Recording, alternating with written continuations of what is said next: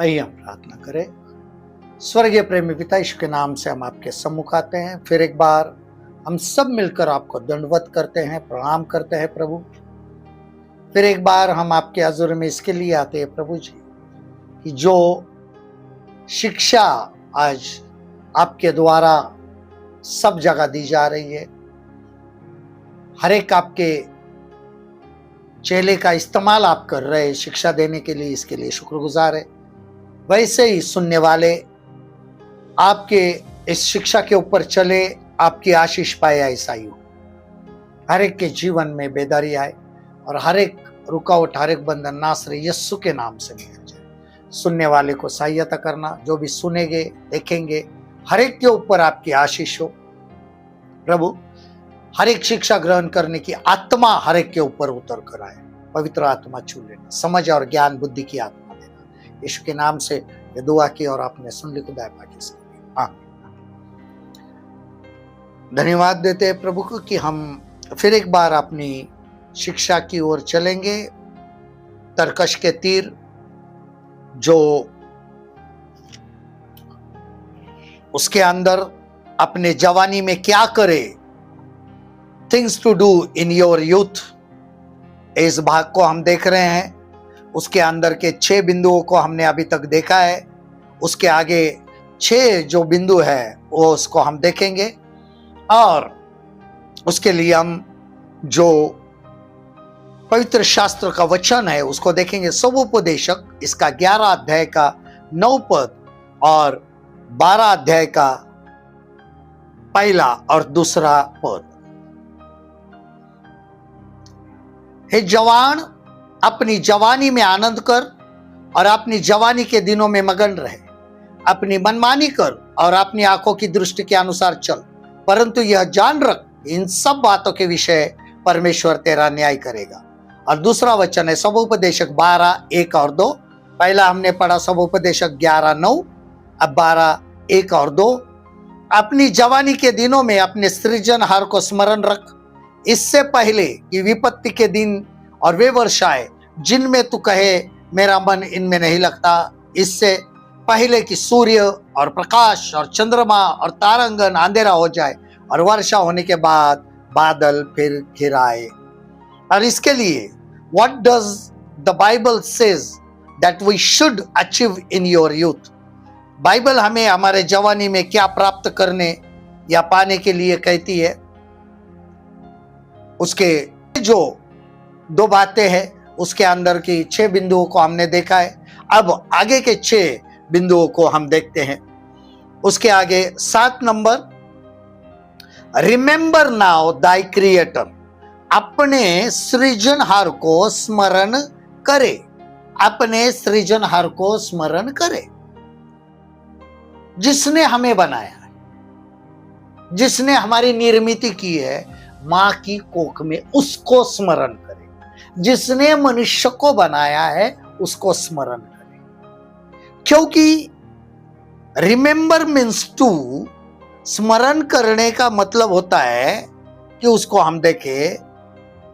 A point, receive Jesus Christ as your saviour. यीशु को अपना उद्धारकर्ता ग्रहण करे। यूहन्ना 1:12। यूहन्ना रचित सुसमाचार 1 अध्याय और इसका 12 पद देखते हैं। देखिए, परंतु जितनों ने उसे ग्रहण किया उसे उन्हें परमेश्वर की संतान होने का अधिकार दिया, अर्थात उन्हें जो उसके नाम पर विश्वास रखते हैं। अब यहां पे बहुत जरूरी हो जाता है कि हम अपने सृजनहार को स्मरण कैसे करें। तो सबसे पहली बात है, जब तक हम यीशु को अपना उद्धारकर्ता ग्रहण नहीं करते तब तक हम हमारे सृजनहार को स्मरण नहीं करते। यीशु मसीह को ग्रहण करना ही उसका अर्थ ही होता है कि हम हमारे परमेश्वर को क्या करते हैं, स्मरण करते हैं। उसका अर्थ है, क्योंकि जब हम यीशु मसीह को ग्रहण ही नहीं करेंगे तो जिसने हमें बनाया उसको हम याद क्या करेंगे। कि प्रभु यीशु मसीह जो परमेश्वर के पुत्र है, जो मनुष्य रूप लेकर यहां पर आए, इसके लिए यीशु मसीह ने कहा जिसने मुझे देखा है उसने पिता को देखा है। तो जब हम पुत्र को स्मरण करते हैं, इसका मतलब है हम परमेश्वर पिता को स्मरण करते हैं, हमारे सृजनहार को स्मरण करते हैं कि उसने हमारी सुधि ली और हमारे लिए यीशु मसीह को भेजा। यह स्मरण करते, वरना यह नामुमकिन है। परमेश्वर को हम कभी कभी मुसीबत में ही स्मरण करते हैं, लेकिन हमारी सबसे बुरी मुसीबत जो है, सबसे बड़ी मुसीबत क्या है मालूम है? हमारे पाप। उसका क्या करें? वो पाप हमें कभी हमारे पिता का स्मरण, हमारे परमेश्वर का स्मरण करने नहीं देते, और उसी को स्मरण करने के लिए उसने अपना इकलौता बेटा दे दिया, ताकि जब हम यीशु मसीह को ग्रहण करते हैं तो हमारे पापों की क्षमा होती है। मतलब हमने उस पिता को क्या किया है? स्मरण किया है। यह पहली बात। दूसरी बात होती है surrender all areas of your life to Jesus Christ as Lord. अपने जीवन के हर क्षेत्र को यीशु को प्रभु मानकर समर्पित करें। रोमियो 12 अध्याय का पहला और दूसरा पद। रोमियो 12 अध्याय पहला और दूसरा पद। Romans chapter 12 verse 1 and 2। और जब हम यहां पे देखते हैं, बहुत खूबसूरत बात इसलिए है भाइयों, मैं तुमसे परमेश्वर की दया स्मरण दिलाकर विनती करता हूं कि अपने शरीरों को जीवित और पवित्र और परमेश्वर को भावता हुआ बलिदान करके चढ़ाओ, यही तुम्हारी आत्मिक सेवा है। इस संसार के सदृश न बनो, परंतु तुम्हारे मन के नए हो जाने से तुम्हारा चाल चलन भी बदल जाए, जिससे तुम परमेश्वर की भली और भावती और सिद्ध इच्छा अनुभव से मालूम करते हो। कितनी खूबसूरत बात है। अपने शरीर के, अपने जीवन के हर क्षेत्रों, सिर्फ शरीर नहीं, प्राण भी है, आत्मा भी है, और हर एक जो हमारे काम है, हर एक क्षेत्र हमारे जीवन से जो भी संबंधित है, उन सारे चीजों को समर्पित करना है। क्योंकि नीचे लिखा है इस संसार के सदृश ना बनो। और आजकल हम देखते हैं युवक जो है इसी संसार के सदृश बन रहे हैं। जब हम देखते हैं एआई सिस्टम आ गई है, आर्टिफिशियल इंटेलिजेंस, आज उन चीजों के द्वारा सीखकर हमारे बच्चे, आज के जवान, जो मनुष्य परमेश्वर के अपने सदृश बनाए गए हैं, वो आर्टिफिशियल हो रहे हैं, वो रोबोट हो रहे हैं। क्योंकि ना तो उनमें भावना है, ना समझ है, ना कोई भी गलती एक्सेप्ट करने की इच्छा है, क्योंकि दे आर रोबोटिक। और इसके लिए या जीवन के हर क्षेत्र को यीशु मसीह को समर्पित करो, तभी हम निर्जीवता से बचे रहेंगे, सांसारिक होने से बचे रहेंगे। हमारी बुद्धि, हमारा शरीर, हमारे प्राण, हमारा आत्मा यहां पे जो दिया है कि मैं विनती करता हूं कि अपने शरीर को जीवित और पवित्र और परमेश्वर को भावता हुआ बलिदान करके चढ़ो, यही तुम्हारी आत्मिक सेवा। परमेश्वर को भावता हुआ मीन्स एक्सेप्टेंस फ्रॉम गॉड। वो हमें ग्रहण करे ऐसे। उसको मशीन नहीं चाहिए, मशीन मनुष्य ने बनाई है, परमेश्वर ने इंसान अपने स्वरूप में बनाया, उसको वही इंसान चाहिए जो उसने बनाया हुआ है। रोबोट नहीं चाहिए, मैकेनिकल नहीं चाहिए। इसके लिए कहा है इस संसार के सदृश न बनो, परंतु तुम्हारे मन के नए हो जाने से तुम्हारा चाल चलन भी बदल जाए। Change your attitude. ये जो दूसरी बात है बहुत जरूरी है, कि हम इसके द्वारा, कि मैं रोबोट नहीं हूं, मुझे अपने परमेश्वर ने अपने स्वरूप में बनाया है, इसके लिए मैं उसी को समर्पित होता हूं। यही परमेश्वर को स्मरण करना है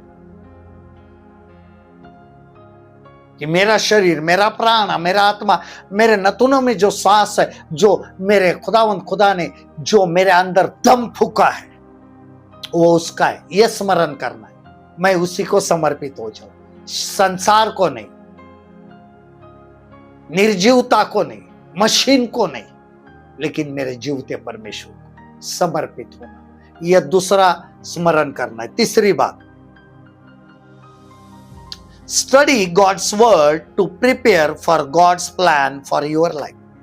अपने जीवन में परमेश्वर की योजना के लिए वचन का अध्ययन करें। दूसरा तिमोथी 2:15। दूसरा तिमोथी 2:15। Second Timothy chapter 2:15।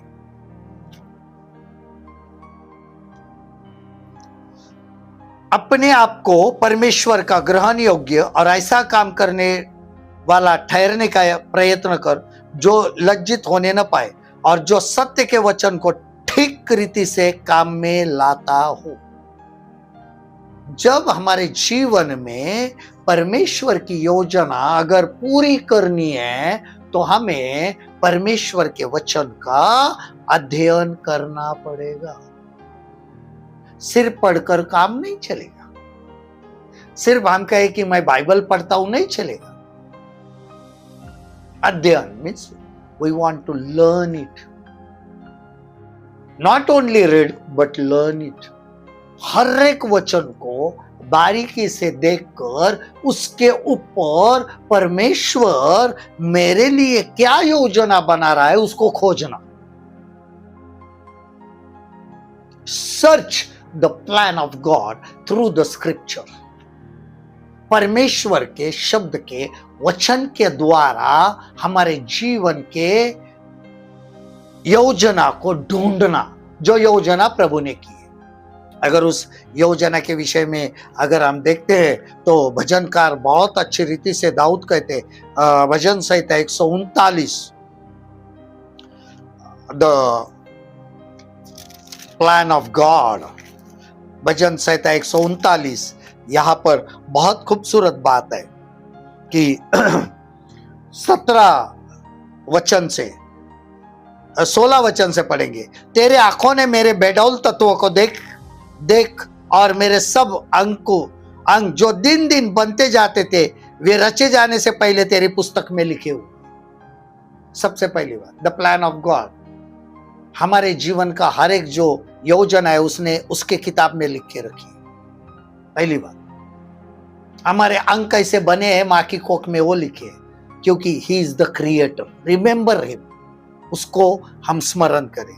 क्योंकि 17 वचन कहता है, मेरे लिए तो हे परमेश्वर तेरे विचार क्या ही बहुमूल्य है, उनकी संख्या का जोड़ कैसे बड़ा है। यदि मैं उनको गिनता तो वे बालू के किनकों से भी अधिक ठहरते। जब मैं जाग उठता हूं तब भी तेरे संग रहता हूं। उसने हमारा जो योजना है ना, अगर हम देखने लगे तो दाऊद कहते हैं, अगर मैं उनको गिनूं तो वो बालू के किनके से भी अधिक है। हमारे लिए कितनी बड़ी बड़ी योजना है, कितनी बड़ी बड़ी योजना तैयार की है।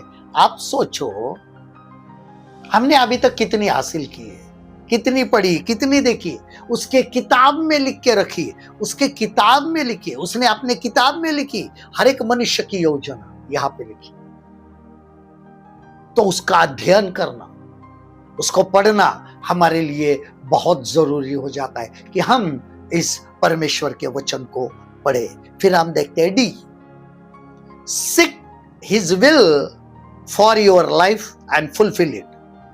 परमेश्वर की इच्छा अपने जीवन में पूरी करने के लिए उसकी इच्छा को खोजे, ढूंढे, कोशिश करे। मत्ती 6:33, मैथ्यू 6:33, मत्ती 6:33 वचन जो होता है, इसलिए पहले तुम परमेश्वर के राज्य और उसके धर्म की खोज करो तो ये सब वस्तुएं भी तुम्हें मिल जाएगी। सबसे पहली बात, the will of God, seek the will of God. ऐ हमारे बाप, आप जो आसमान में हैं, आपका नाम पाक माना जाए। जैसे आपकी मर्जी आसमान में पूरी होती हो वैसे जमीन पर भी हो। जमीन पर यानी इन माय लाइफ, मेरे जीवन में, मेरे जिंदगी में तुम्हारी मर्जी पूरी हो। जब खुदा के इकलौते बेटे यीशु मसीह को उस गेत्सेमने के बाग में जब दुआ कर रहे थे तो उन्होंने कहा था, हो सके तो ये कटोरा, ये प्याला मुझसे टल जाए, लेकिन मेरी नहीं, तुम्हारी मर्जी पूरी हो। जब खुदा का बेटा ये कहता है, जिसको ये कहने की जरूरत भी नहीं है, वो कह सकता था मैं क्यों मरूं, मुझे क्या जरूरत है, लेकिन उसने कहा मेरी नहीं, आपकी मर्जी पूरी। कितनी खूबसूरत बात है यार। हम हमारे जीवन में क्या कर रहे हैं?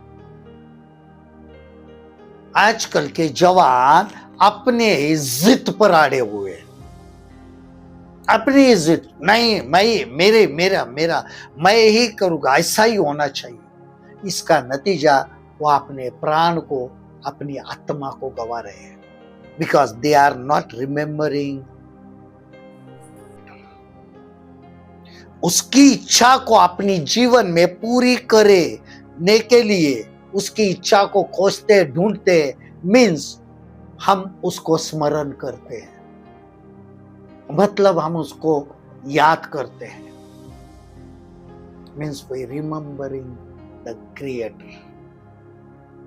आज जो जवान है नहीं ढूंढ रहे उसकी इच्छा, एक दुख होता है। इसके लिए वो कहते हैं अपनी मनमानी कर, जी ले, लेकिन याद रख इन सब बातों के लिए तुझे उसको जवाब देना पड़ेगा। जवानों को लगता है चलो चल रहा है ना, नहीं, जवाबदेही नहीं हो। जब जवाबदेही होगे तो असंभव है कि वो नरक जाने से बच जाएगी। जवानों को लगता है कि यही जिंदगी है, किसने नरक देखा है, किसने स्वर्ग देता है, देखने की जरूरत नहीं है। उसके बारे में हमें अनुभव भी नहीं लेना है कि बाबा नहीं, अगर मुझे नरक दिखाएगा तो ही मैं तुझ पर विश्वास रखूंगा, जरूरत नहीं है। आज आधे से ज्यादा जो जिंदगी जी रहे वही नरक की जिंदगी। जिस नरक में नंगापन है, जिस नरक में धोखा है, हम एक दूसरे को धोखा दे रहे हैं। आजकल जवान लोग एक दूसरे को धोखा दे रहे हैं। जहां पे आज हम देखते हैं कि फिजिकल लस्ट है, शारीरिक वासना है, वो क्या है? उसमें जल रहे हैं, हकीकत में जलेंगे, लेकिन उससे पहले भी इन जीवनों में जल रहे हैं।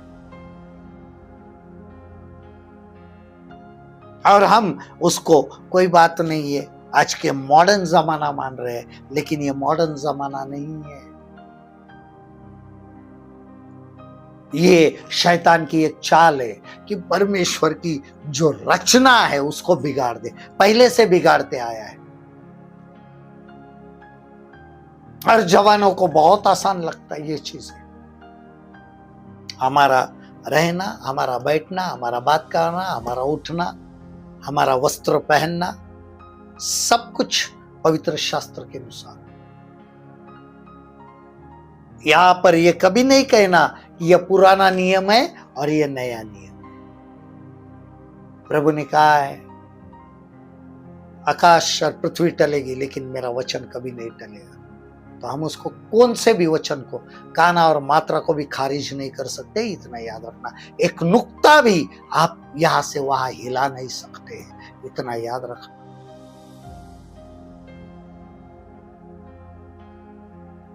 इसके लिए अपने परमेश्वर की इच्छा अपने जीवन में पूरी करने के लिए उसकी इच्छा को खोजो। प्रभु आपकी इच्छा क्या है बताओ, पवित्र शास्त्र पढ़ो, प्रभु बताना शुरू कर देंगे मैं क्या चाहता हूँ। यहाँ पर लिखा है कि वो क्या चाहते हैं कि पहले उसके राज्य की खोज करो उसके राज्य की। This is the will of God. उसके बाद we develop a close relationship with God. परमेश्वर के साथ अपने नजदीकी संबंध बढ़ाए। याकूब 4:8, जेम्स 4:8, याकूब 4:8, जेम्स 4:8, इसमें लिखा है परमेश्वर के निकट आओ तो वह भी तुम्हारे निकट आएगा। हे पापियों अपने हाथ शुद्ध करो, हे दूषित लोगों अपने हृदय को पवित्र करो। कितनी बड़ी बात है। Develop a close relationship with God. हमारा क्या संबंध है, कितने क्लोज है हम परमेश्वर के। हम लिविंग रिलेशनशिप में रहते हैं आजकल, लेकिन प्रभु के साथ में नहीं रहते। जो प्रभु नहीं चाहता है वो करते हैं। कि बाइबल कहती है कि तुम्हारा बिस्तर शुद्ध हो। और शादी के पहले हम 5 साल 10 साल हमें मन लगता है, रिलेशनशिप में रहते हैं, लिविंग रिलेशनशिप में रहते हैं। हर एक जो चीजें विवाह के बाद, शादी के बाद होनी चाहिए वही करते हैं। तो बाद में फिर शादी में अभी क्या है, सब कुछ हो ही गया तो शादी करके क्या करें। तो यह गंदगी है। हम प्रभु के साथ में तो रिश्ता नहीं बढ़ा रहे, नजदीकी नहीं बढ़ा रहे, लेकिन इन चीजों से बढ़ा रहे, इन संसार से बढ़ा रहे, वस्तुओं से बढ़ा रहे। हमारा सबसे ज्यादा रिलेशन मोबाइल से बढ़ रहा है। हम पवित्र आत्मा के बजाय मोबाइल के साथ सोते हैं, लेकिन हमें पवित्र आत्मा नहीं चाहिए जो हमारे लिए दिया है कि इस युग के अंत तक वो तुम्हारे साथ रहेगा। उसको नहीं चाहते। आज के जवान मोबाइल के साथ, मोबाइल पिक्चर के साथ, सारे जो भी चीजें उनके साथ रहना चाहती, लेकिन प्रभु के साथ हम अपनी नजदीकी संबंध नहीं बढ़ा रहे। हम हर एक दुनिया के चीजों को जानते, लेकिन प्रभु की कौन सी भी गहराई की बातों को नहीं जानते। और इतना याद रखना, एआई भी प्रभु के रहस्य को नहीं जान सकता, जिसको गुप्त रखा गया है। प्रभु को कौन से भी मशीन ढूंढ नहीं सकती है, क्योंकि उसकी एक लिमिट है, उसके बाद वो खत्म हो जाती है।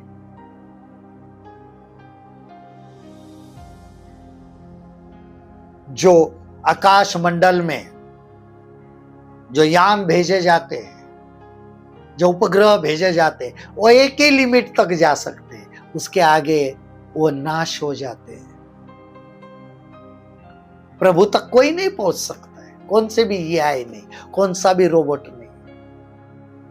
हमें एक मौका दिया है कि हाँ, सिर्फ एक इंसान है वो प्रभु के साथ संबंध बढ़ा सकता है नजदीकी, कौन सी मशीन नहीं। हमें आज जरूरत है हर एक जवान को डेवलप अ क्लोज रिलेशन। उठना, बैठना, चलना, बात करना प्रभु के साथ होना चाहिए, प्रभु के संगति में होना चाहिए। और आज हम यही नहीं कर रहे, यही नहीं हो रहा है जवानों से। हर एक चीज से हमारे संबंध है। फ्रेंडशिप जो है मनुष्य से है, वस्तुओं से है, संसार से है, लेकिन प्रभु से नहीं है। ये बहुत दर्द भरी दुख की बात है कि आज के जवानों का रिलेशन प्रभु से नहीं। मसीही जवानों के लिए मैं खास कह रहा हूं, कैसी है आपकी नजदीकी संबंध परमेश्वर के साथ में, कैसा है, कौन से लेवल तक है।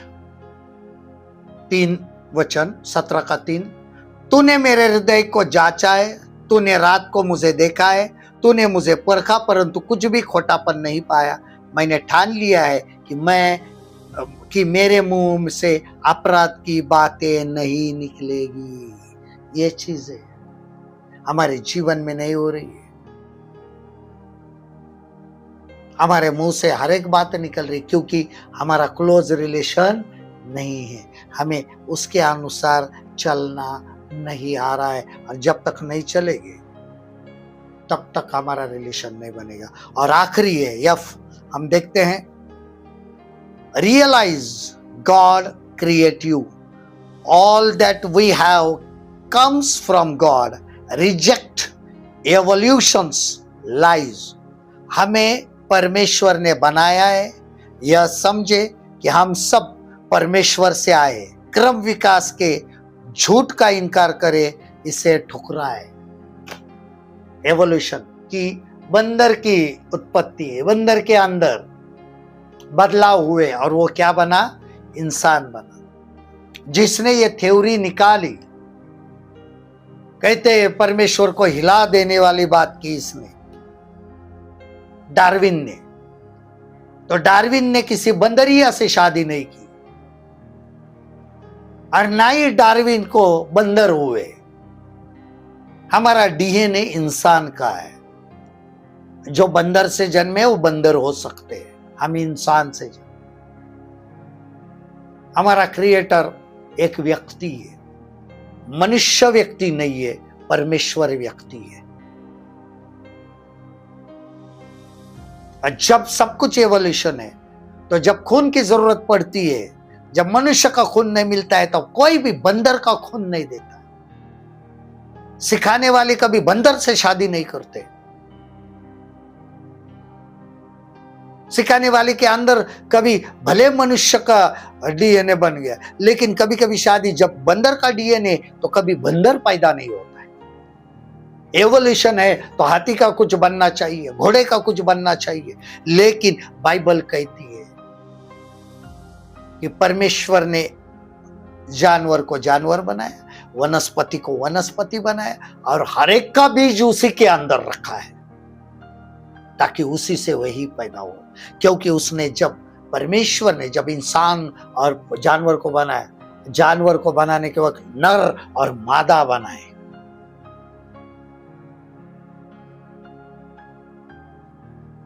अगर हिम्मत है तो बताओ हड्डियां किस चीज से बनती है?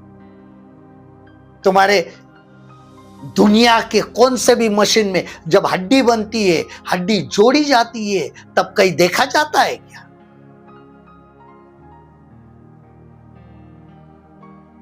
एवोल्यूशन नहीं है,